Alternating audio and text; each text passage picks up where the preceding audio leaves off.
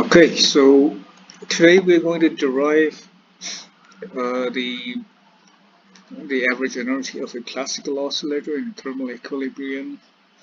So what we will be doing is basically trying to prove that E bar is kT, where T is the temperature, K is the Boltzmann constant, and E bar is the average energy of a classical oscillator.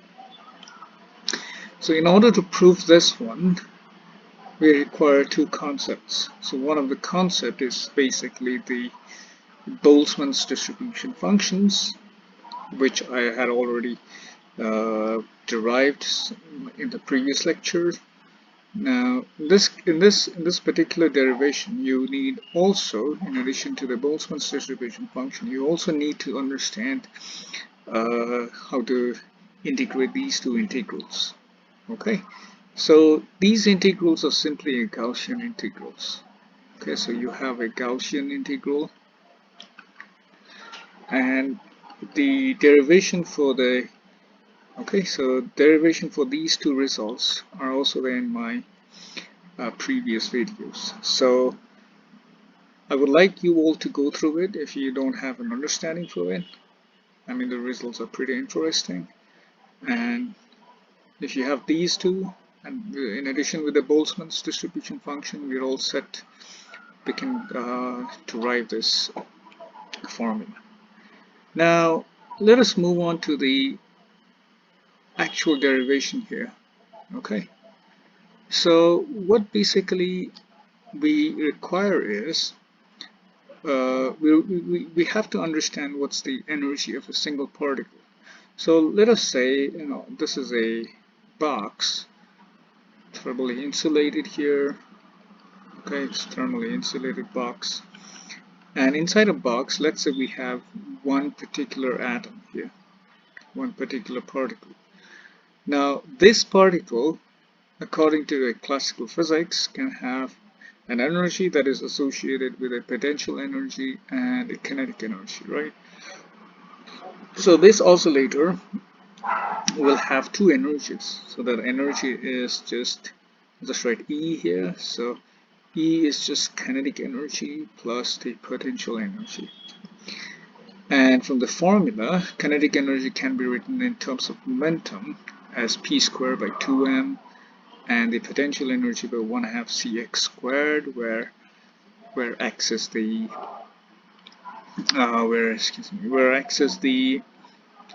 the displacement from the equilibrium position. So displacement from the equilibrium position,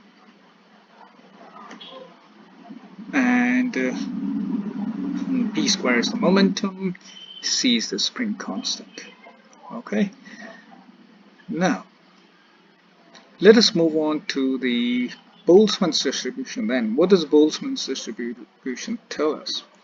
Boltzmann's distribution simply tells us that the number of particles, okay, with a certain energy E will have this sort of distribution.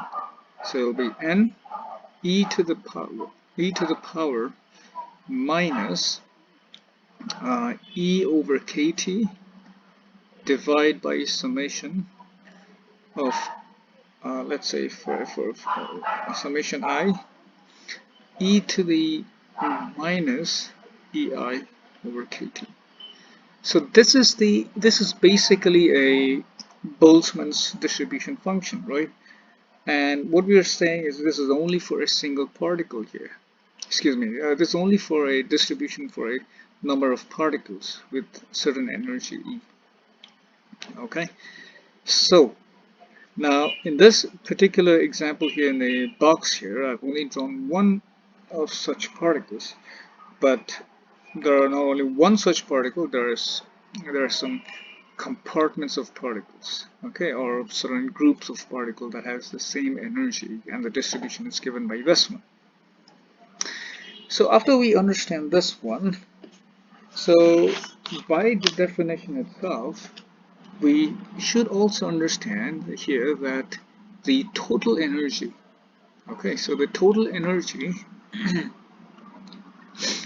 the total energy here is, okay, let us directly move on to the average energy. So average energy is just the total energy, energy of the system divided by possible number of possible energy levels. Okay, so let us try to put this in the form of some integrals here. As you can see here in the above Boltzmann's distribution, I could have also written this as, okay, I could have written this as something like this.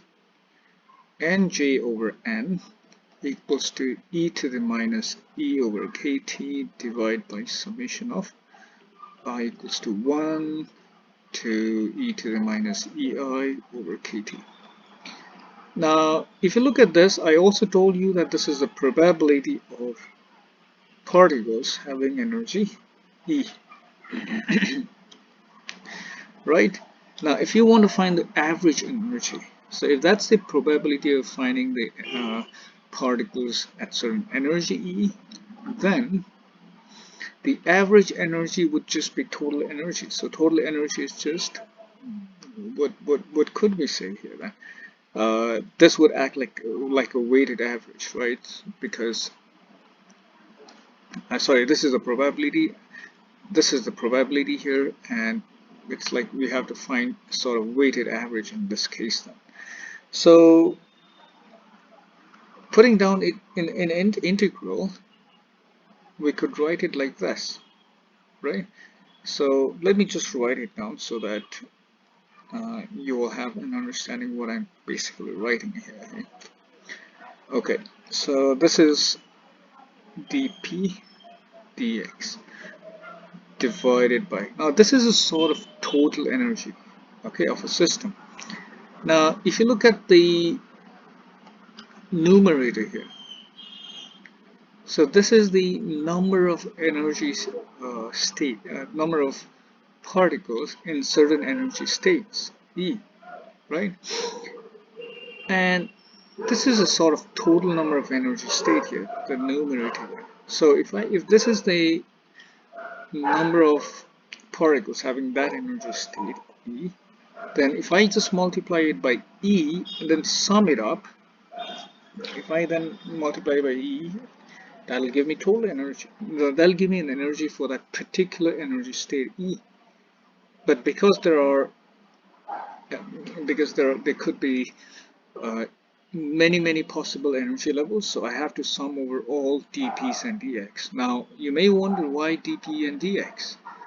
Now if you notice our energy function here in the above case here, we have represented the energy with respect to momentum and the position of the particles. Okay, so hence we have this one.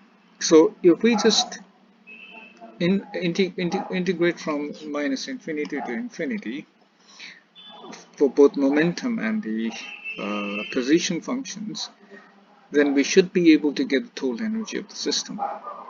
The number of possible energy levels is just given by a partition functions, right? You just sum over all the partition functions here then. Okay, so let me write it properly here. So you have integration minus infinity to infinity, minus infinity to infinity here, and e to the minus e over kt dp dx. Now this is where it gets really interesting, because at first sight you might think this integral is difficult to solve, right? This is only a starting point. Let's put the value of e and then try to compute the integral here. So that's the main part here. So if I put the value of energy, now I'm writing it from the very corner here because this is going to be pretty this is going to be pretty big integral, but let me just write it like this then. I have integration. Okay. Now I will not put a limit anymore. I'll only put it at last because I think that way it might be a little simpler. So p squared by 2m plus 1/2 cx squared, right? So this is the energy, and e to the minus p squared by 2m plus 1/2 cx squared divided by kt dp and dx. So I divide this by basically by the terms that I had there, putting in the energy,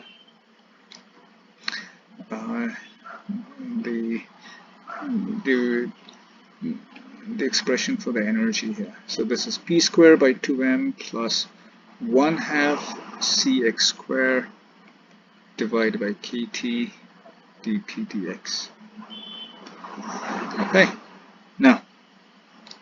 now this is where it gets a little bit messy. Okay, now what I will basically be doing is I will separate these functions. So for that, maybe I will reduce my pen's font a little more. Okay, so let me write it from here then.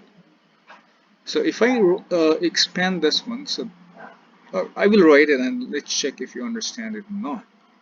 Okay, so we have integration here, right? So we have the integration here. Now I have to multiply p squared over 2m, and then I have to write e to the minus p squared by 2m plus 1/2 cx squared over kt, right? And and also dp dx plus, I'm just separating it, okay, just to make our life a little easier here. So 1/2 cx squared e to the minus p squared by 2m plus 1/2 cx squared divided by kt dp dx here. And I will just have to divide all of these by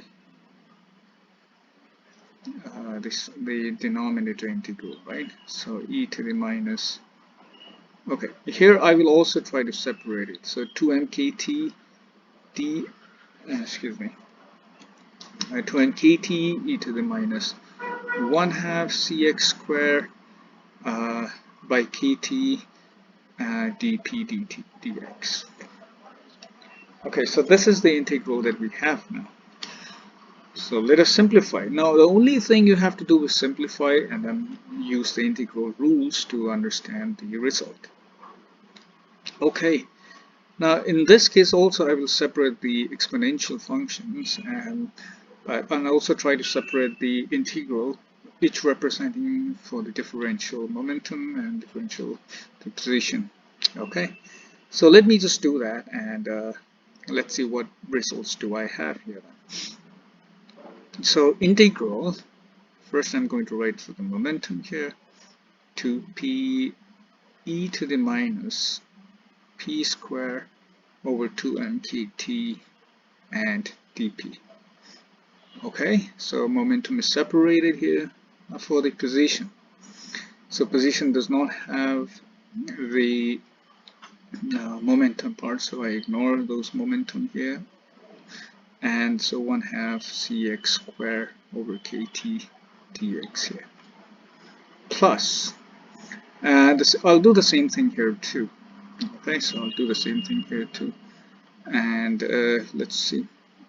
So firstly, I'll do the momentum part so that we're consistent here also. So integration of e to the minus p squared over 2m kt dp times integration of 1/2 cx squared e to the minus 1/2 cx squared over kt dx. Okay, so this is the integral, simplified integral. Now the denominator here, it's very simple. I can just move the denominators, or maybe like take it into two of this addition term, right? I can divide this addition terms by the denominator because it's the same thing.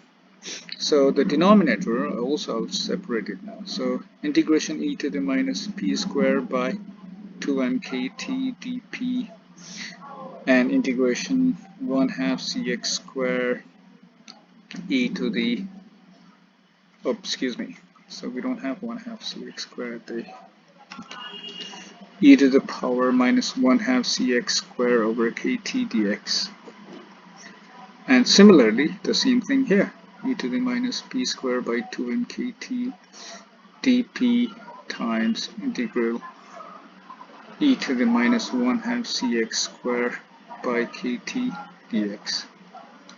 Okay, now the only thing that to do is to cancel the terms here, because if you look at here, this term and this term gets cancelled. It's the same thing. And similarly, this term and this term gets cancelled. Okay, because they're the same thing. Now the only remaining terms that we have is this. Now I can switch on to a little bit bigger font. So this basically gives us integration of, now I will write the limits too. Okay, minus infinity to infinity. By the way, it's important that you write limits all the time, but if you're doing a calculation that involves lots and lots of terms, then it's also okay if it simplifies your the terms, provided you don't miss it at the end. So this is infinity to infinity e to the minus p squared over 2mkt dp plus integration of 1/2 cx squared e to the minus 1/2 cx squared over kt dx divided by integration e to the minus 1/2 cx squared over kt dx. Okay, because I have been requested to do a detailed derivation, so I'm providing a detailed derivation. If you're not interested, you can just move on to the result, which will be completed in 2 or 3 minutes. So you can just scroll to the forward thing. Okay, now the only thing is to do is now evaluate these two integrals, right? So we have to evaluate these two integrals. Okay, let me write it like this. We have to evaluate these two integrals here. And if you notice, it's very similar. Okay, I mean, if you evaluate this integral will also be exactly the same. So you don't have to worry about it. I forgot my limits here. So let's try to evaluate this integral first, and then maybe generalize it to this result here. Okay, let's see what happens now in this particular case.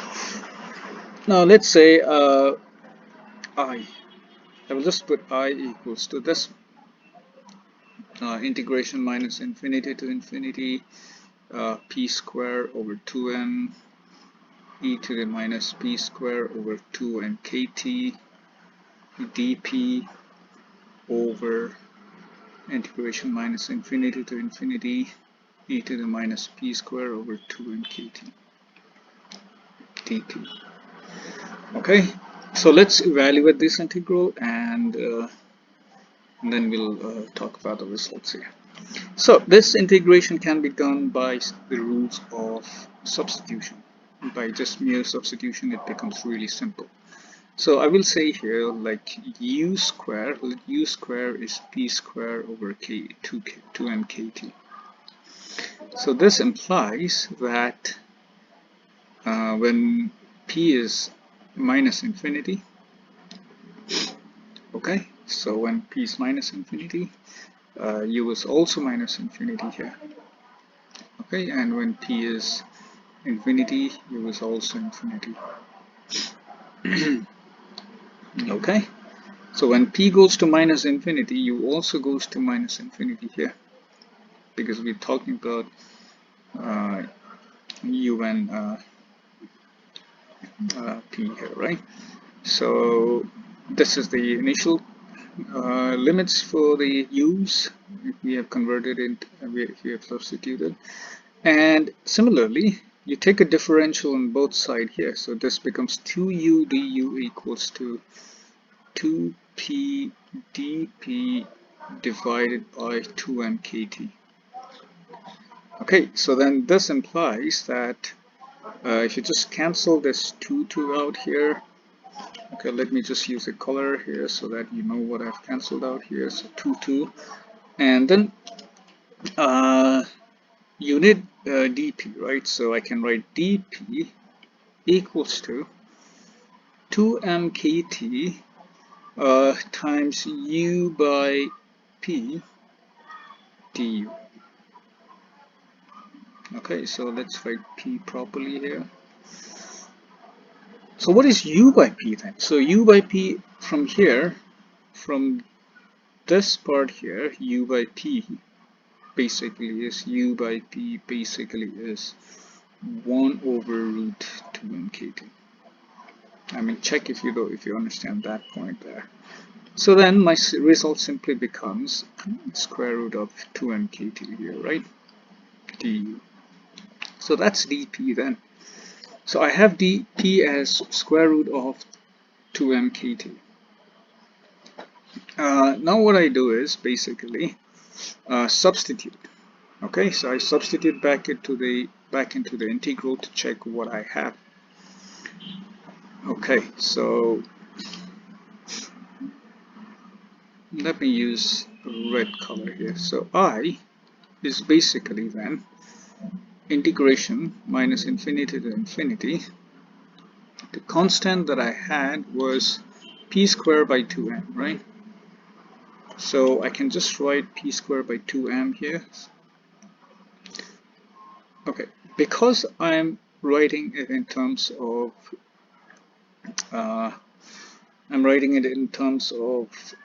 the du, u, so I'll straight away write it in terms of u. Okay, so p squared basically is 2m kt times u squared, right? And then I have divided by 2m, so I'll just write this times e to the minus u squared, because I've assumed that whole variable in the exponential function to be u. And then I have dp, right? So instead of dp, I have to write square root of 2m kt du. And similarly, for the denominator, I just have this term here. For the denominator, I have minus infinity to infinity e to the power minus u squared times dp, which is square root of 2m kt times du. Now it's all a matter of simplification and using the integral rules. Okay, so this just becomes here 2m gets cancelled out. 2m, excuse me, let me use another color here. 2m and 2m gets cancelled out. Because this is a constant, these two gets cancelled out here, right? And I'm only left with very simple playing here. So this becomes kt, this remaining here, so I bring it outside. Integration of minus infinity to infinity, u squared e to the minus u squared du divided by integration of minus infinity to infinity e to the minus u squared du. So this is the place where I needed the formula for the integral. Okay, so like I said, I mean, I will write it again here, just in case you don't want to go back and look at it. So integration of x squared e to the minus x squared dx is just root pi over 2. And integration from minus infinity to infinity, e to the minus x squared dx is just root pi. Okay, again, let me remind you, if you don't know like how this results are derived, I have made another video that's solely dedicated to these two integrals, the derivation of these two integrals here. Okay, so now it's just a matter of substitution, right? So this becomes kt, and in the numerator I just use root pi divided by 2, and in the denominator I just use root pi here. So again, the pi and pi gets cancelled to give you a very simple result, which is kt over 2.